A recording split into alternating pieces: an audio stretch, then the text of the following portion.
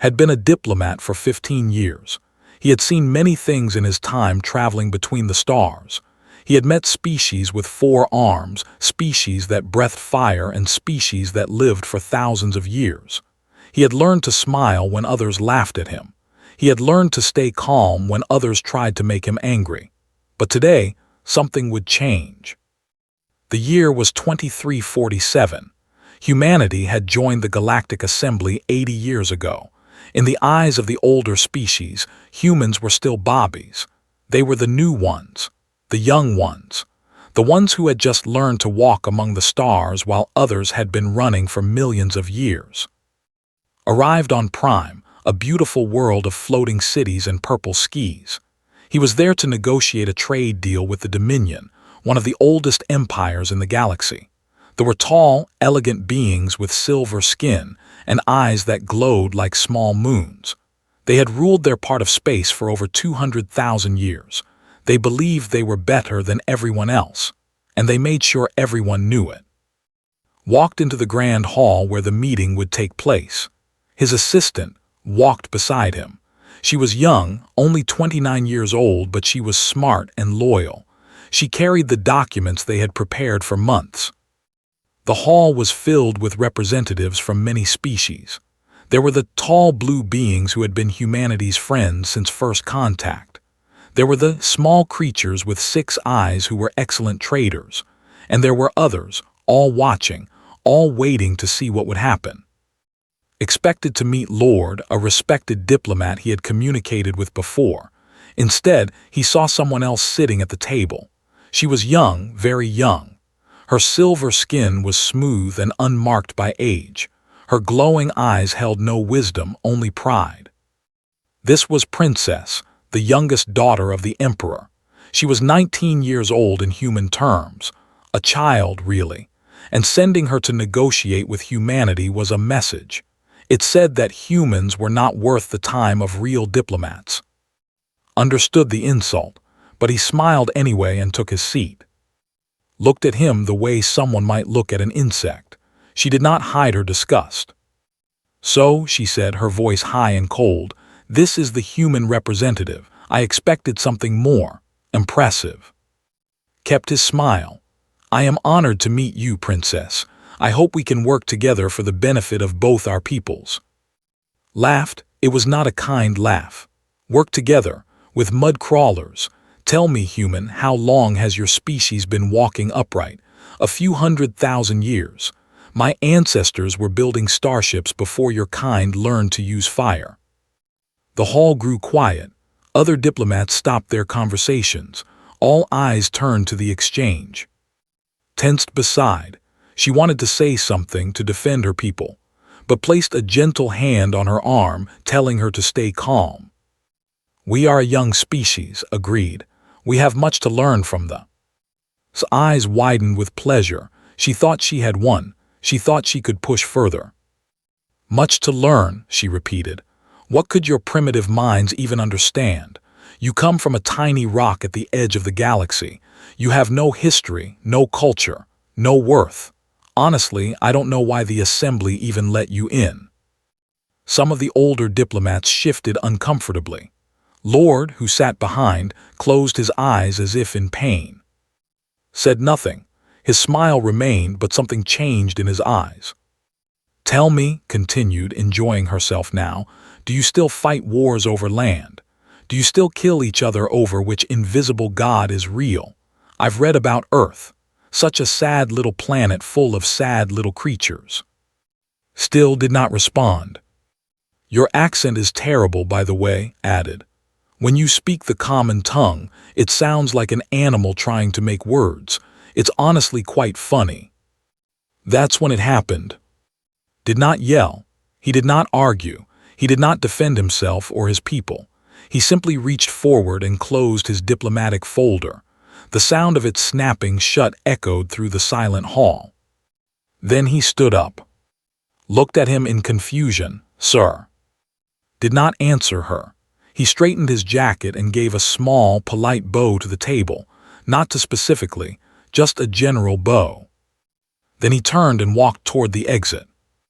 His footsteps were the only sound in the hall, Every diplomat, every aide, every servant watched the human leave.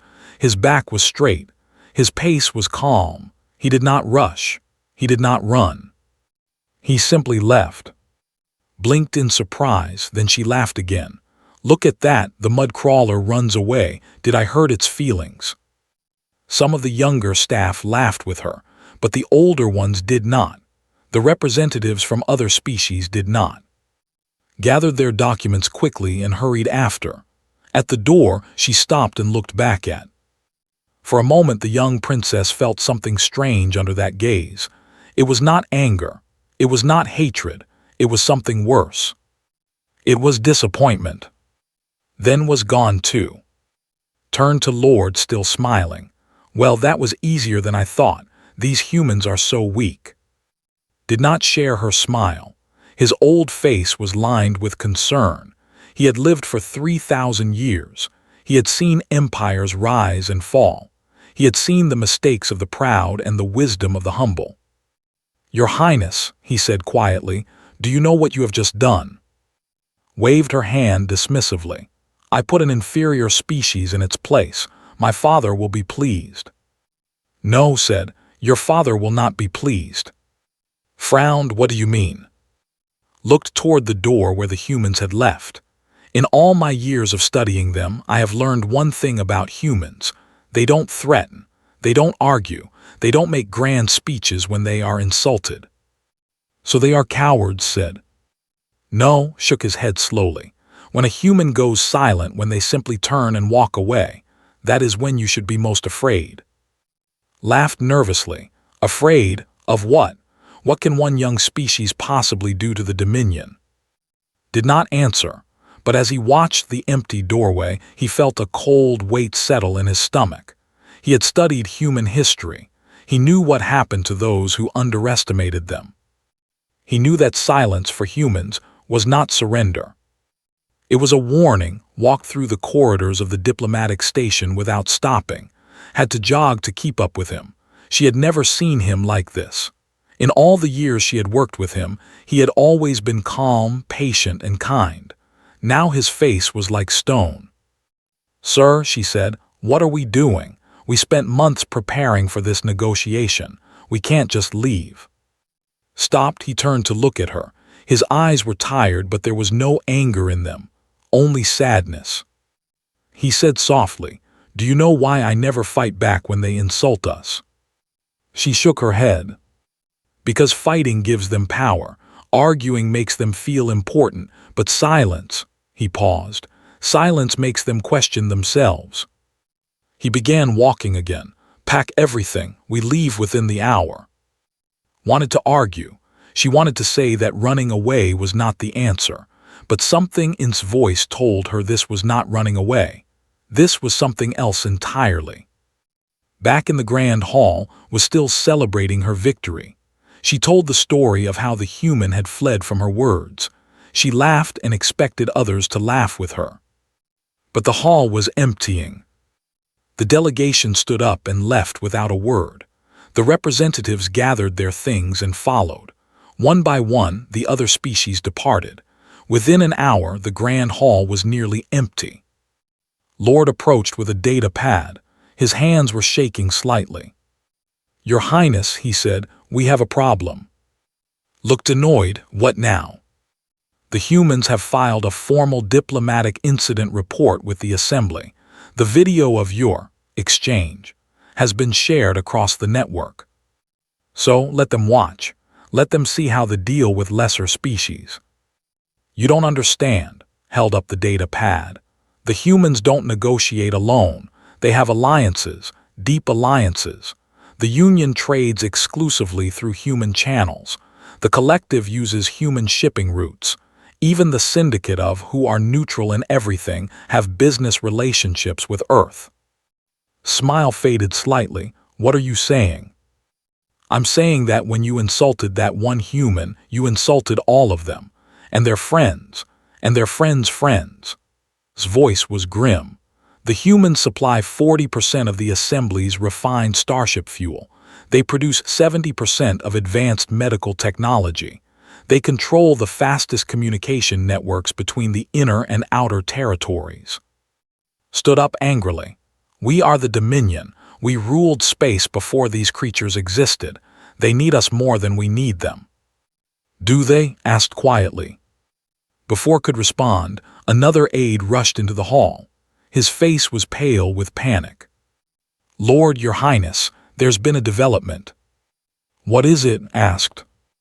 The shipment of medical nanobots bound for the outer colonies. It's been delayed. Frowned, so tell them to hurry. You don't understand, Princess.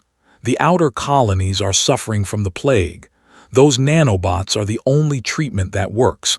Our own scientists tried to replicate them, but human biotechnology is different. We can't copy it. Then demand they send them immediately, shouted. The aide looked at the floor. We did.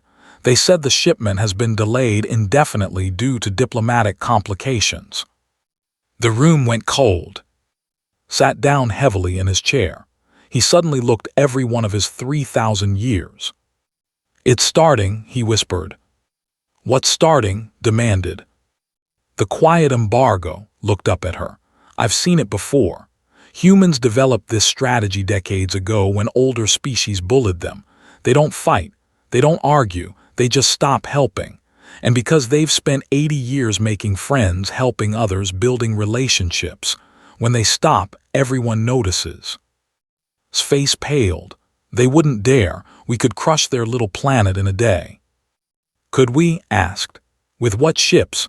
Our fleet runs on fuel that passes through human-controlled stations. With what weapons? Half our advanced systems use components from human factories. With what soldiers? The plague will spread to the core worlds within months without those nanobots. Sat down. For the first time, fear flickered in her glowing eyes. Meanwhile, across the galaxy, the video of her insults was spreading. But it wasn't just the video. It was the context. Younger species who had faced similar treatment from the shared their own stories. The hashtag that emerged translated roughly to "Humanity Remembers." On Earth, in the offices of the Human Coalition Council, officials were already receiving calls. The ambassador wanted to know if humanity needed support. The traders offered to reroute their shipping lanes away from space. Even species who had never been particularly close to humanity reached out with messages of solidarity. Silent departure had spoken louder than any angry speech could have. 3 days after the incident, was summoned to speak with her father via secure communication. Emperor's face appeared on the screen, and for the first time in her life, saw true anger in his ancient eyes. Father, I can explain, she began. You will be silent, the Emperor said. His voice was cold. Do you know what has happened since your little performance? Shook her head. The humans have frozen all trade negotiations, not just with us, with any species that laughed at their diplomat. The plague has now spread to 3 more colony worlds. Our economy is projected to lose 15% of its value within the month. And every young species in the assembly is now looking at humanity as a leader instead of us. Felt tears forming in her eyes. I was doing what we always do. We are superior. We are the oldest. Oldest does not mean, the Emperor's voice cracked like thunder. I sent you there to learn diplomacy. Instead, you have created a crisis that may take decades to repair. What do I do? Whispered. The Emperor's face hardened. You will travel to Earth. You will meet with their coalition council, and you will apologize, genuinely, sincerely, and completely. Apologize, was shocked. To them, but we don't apologize to. You will apologize, her father interrupted, or you will be stripped of your title and exiled from the Dominion. Those are your only choices. The communication ended. Sat alone in the empty room, the weight of her words finally crushing down on her. She had thought she was showing strength. She had thought she was defending honor. Instead, she had started a war she couldn't fight. A war of silence, patience, and slow strangulation. a war that humanity had perfected over decades of being underestimated. And now, the only way out was to face the people she had insulted and beg for their forgiveness. For the first time in her young life, Princess understood what true fear felt like.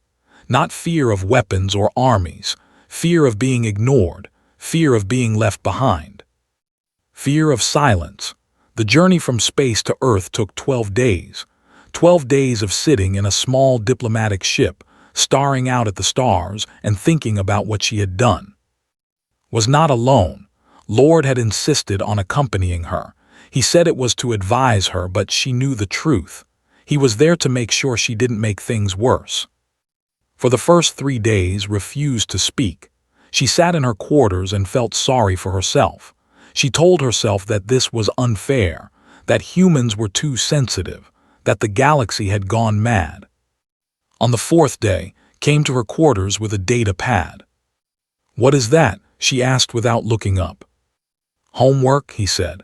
"If you are going to apologize to humanity, you need to understand them first."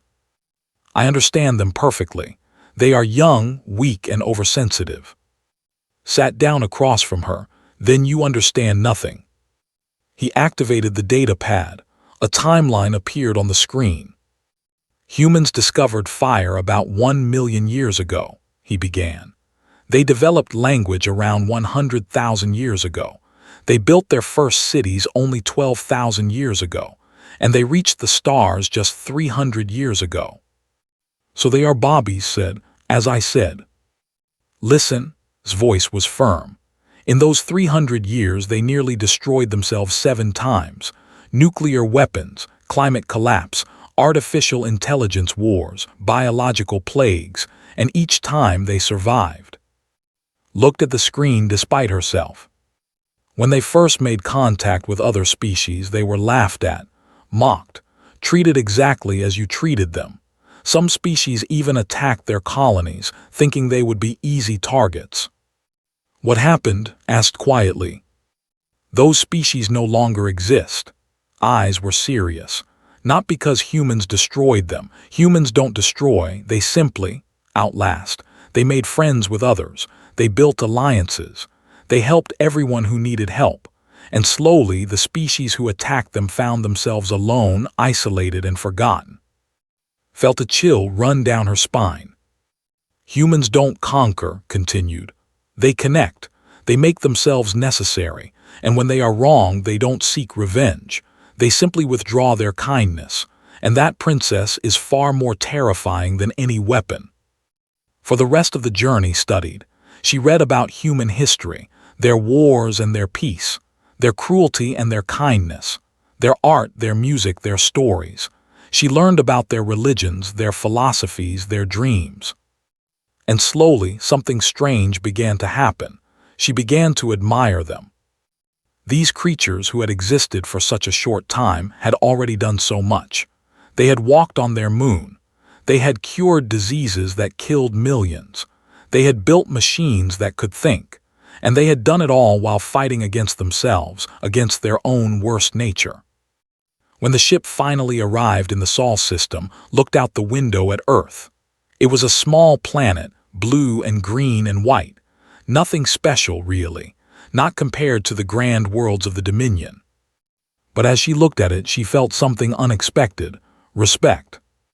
The ship landed in a city had expected something primitive, dirty streets and ugly buildings. Instead, she found a city of incredible beauty. Towers of glass and steel rose beside ancient temples. Gardens grew on rooftops. Rivers ran clean through the city center. A young human was waiting for them at the landing pad. She was small, with short black hair and bright eyes. She wore simple clothes and a friendly smile. "Welcome to Earth," she said. "My name is Park. I'll be your guide during your stay." Expected to be taken immediately to meet with the Coalition Council.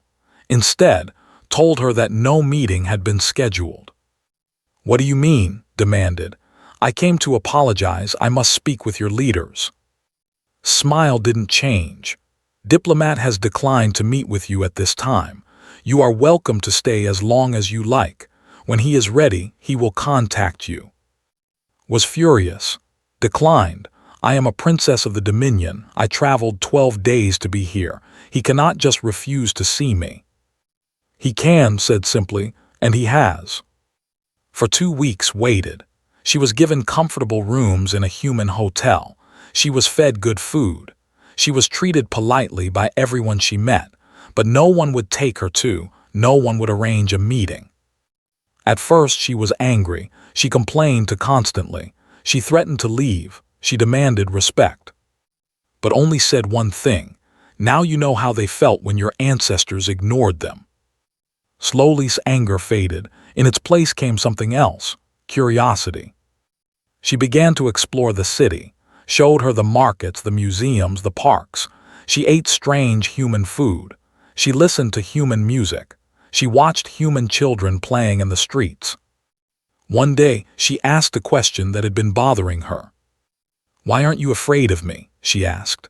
"I am. My people ruled the stars before yours could walk." Thought about this for a moment, then she shrugged. "My grandmother survived the Seoul reconstruction," she said. "After the Third War, this city was nothing but rubble. My grandmother was 15 years old. She helped rebuild it with her own hands. By the time she was 40, was beautiful again." Looked at with calm eyes. "We've faced worse than rude aliens, princess. We've faced ourselves, and we're still here." That night sat alone in her room and cried, not because she was sad or angry, but because she finally understood. Humans didn't see themselves as inferior. They didn't care what the thought of them. They had survived everything the universe had thrown at them. They had rebuilt their world again and again. They had made friends across the galaxy not through power, but through kindness. And she had called them mud crawlers. The next morning a message arrived, was ready to meet. Prepared herself. She had a speech ready, an apology written by, words that would sound nice and fix everything. But when she walked into the meeting room, raised his hand. "I don't want your words," he said. "Words are easy. Anyone can say sorry." He looked at her with those tired, kind eyes. "I want to know if you understand why words matter." Opened her mouth, but no sound came out. For the first time in her life, she had nothing to say. And that, she realized, was exactly the point. The meeting room was simple. No gold decorations, no floating lights, no symbols of power, just a wooden table, 2 chairs, and a window that looked out over the city. Sat on one side, sat on the other, between them was silence. "Sit," said. His voice was calm, neither angry nor cold, just tired. Sat. Her prepared speech felt useless now. The words written by seemed hollow. For once, she had no idea what to say. "I'm going to ask you some questions," said. "I don't want diplomatic answers. I want honest ones. Can you do that?" Nodded slowly. "Good," leaned back in his chair. "When you called us mud crawlers, did you know what that means? Where it comes from?" Thought about it. "It's what we call species who evolved in difficult conditions, dirty conditions. It means you are low-born." "Low-born," smiled slightly. "Yes, we evolved in mud, in oceans and swamps and forests. Do you know who else evolved in mud?" Said nothing. "Every species in the galaxy," said.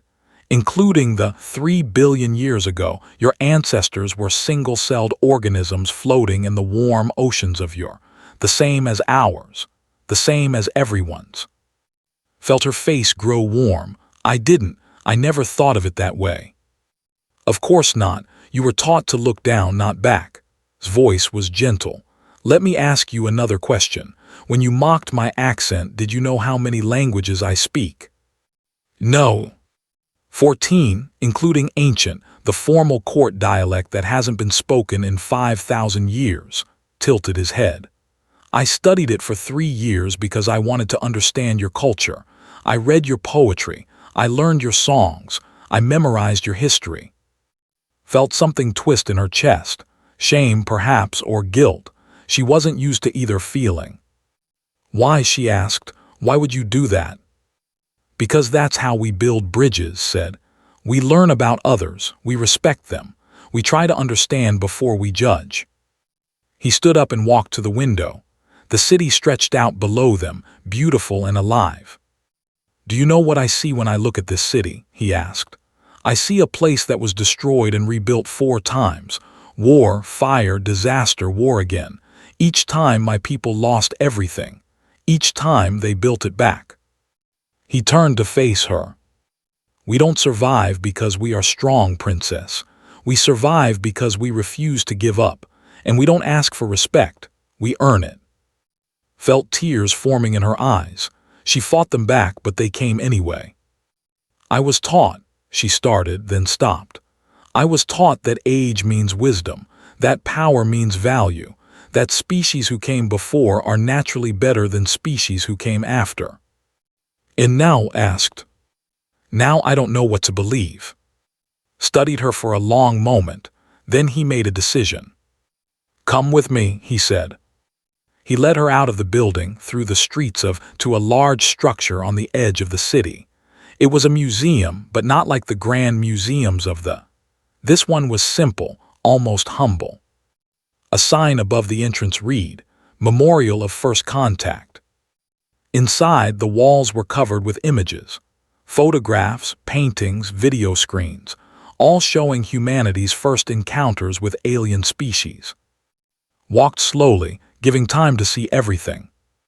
"This is us 80 years ago," he said, pointing to a photograph.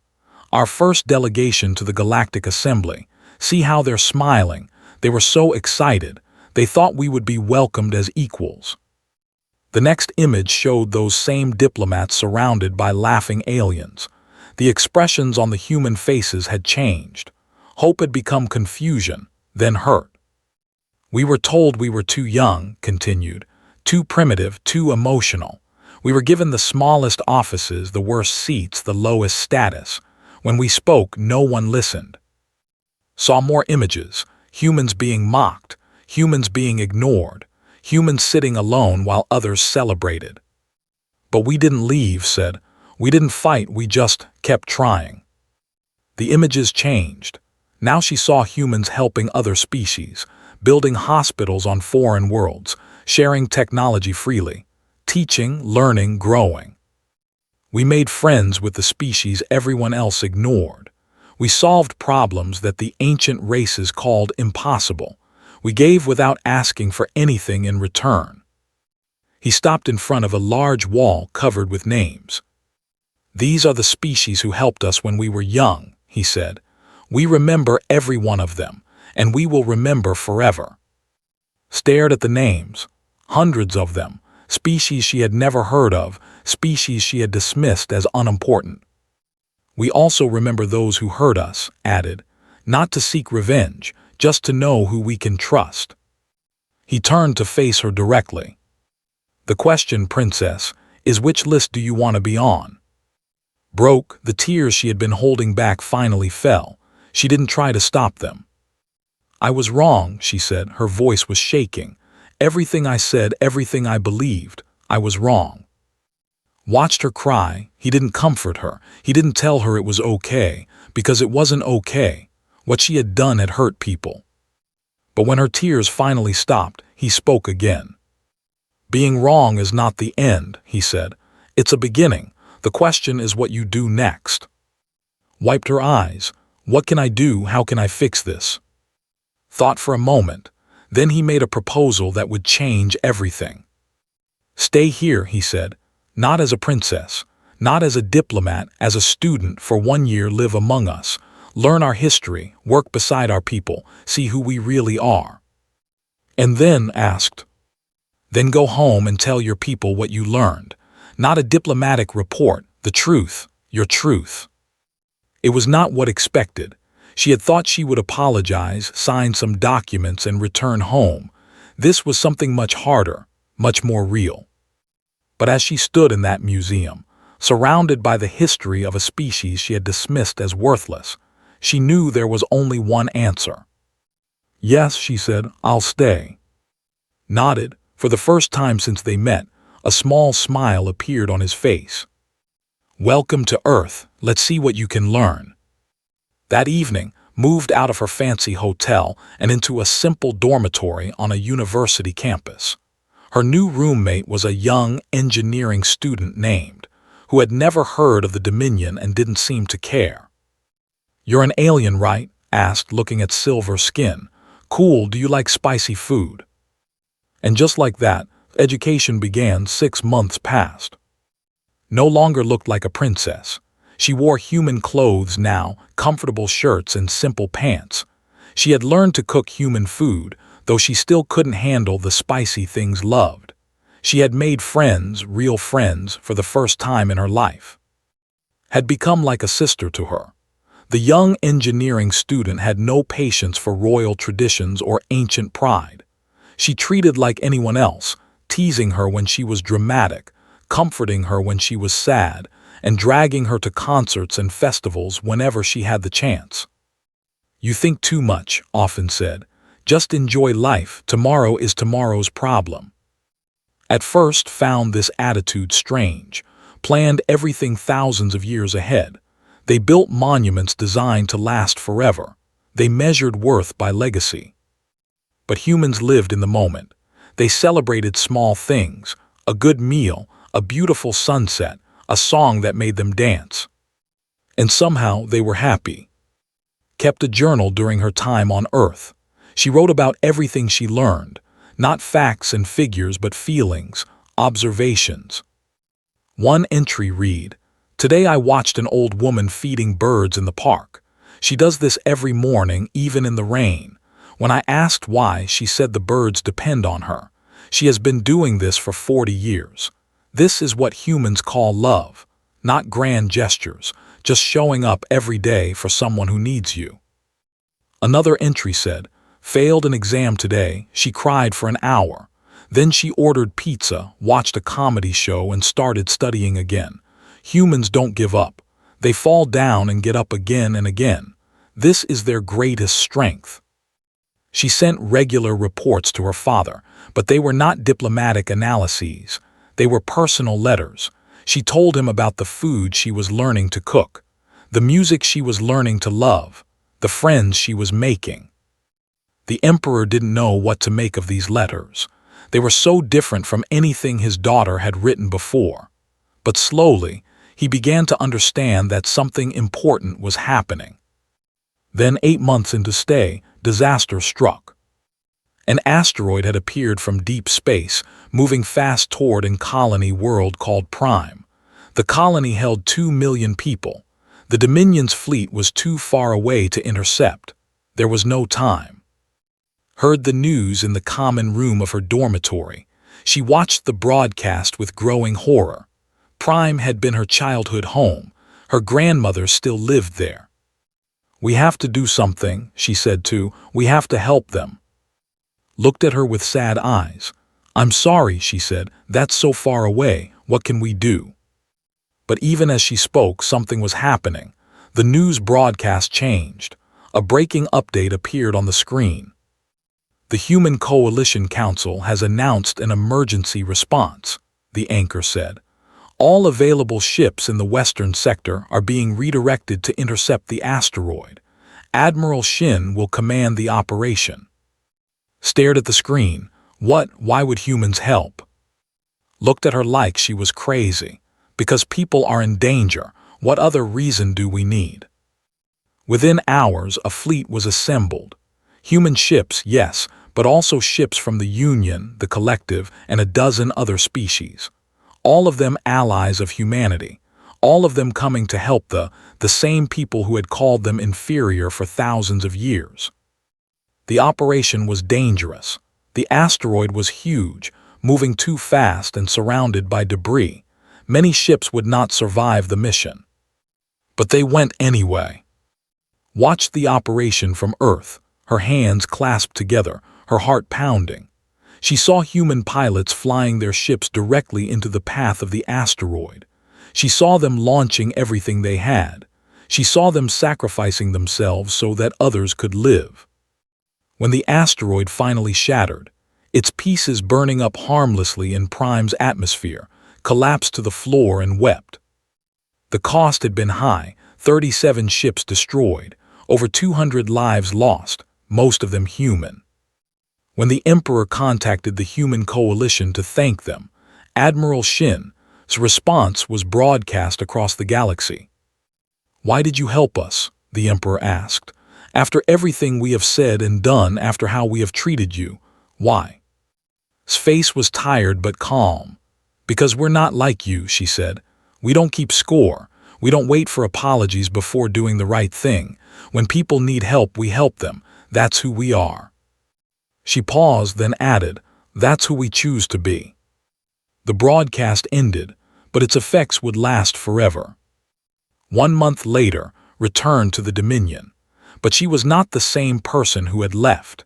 She stood before the imperial court, the same hall where she had once laughed at the idea of apologizing to humans.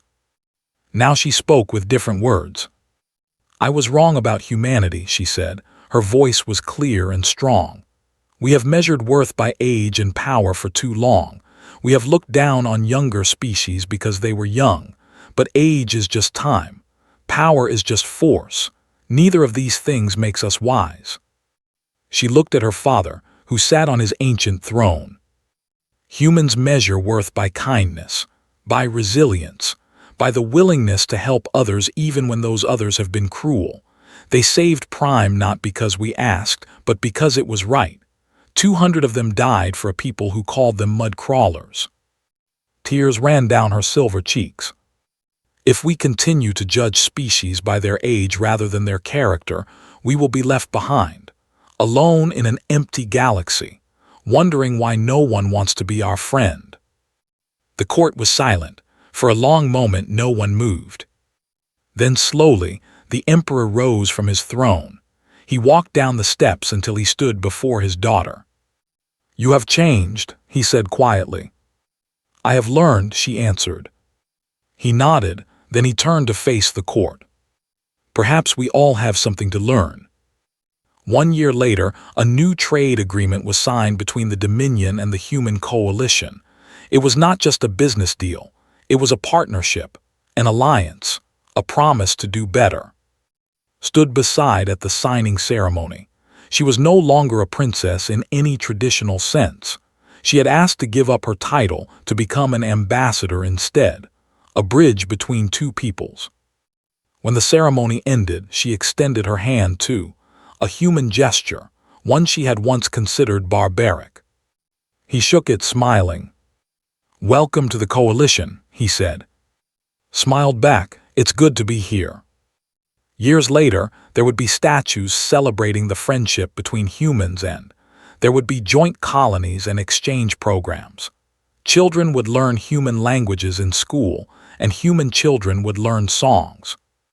And in a museum on Prime, where the insult had first happened, there would be a small exhibit. It showed a video of a young princess mocking a human diplomat, and it showed the moment he simply stood up and walked away. The plaque beside the exhibit read, "The day they learned that silence can be louder than any insult, and that dignity is not weakness." Visited that museum once many years later. He was old by then, his hair gray and his steps slow, but his eyes were still kind. He looked at the exhibit for a long time, then he smiled. "Not bad," he said quietly, "for a bunch of mud crawlers." Then he turned and walked away, just as he had done all those years ago. But this time he was not leaving. He was going home,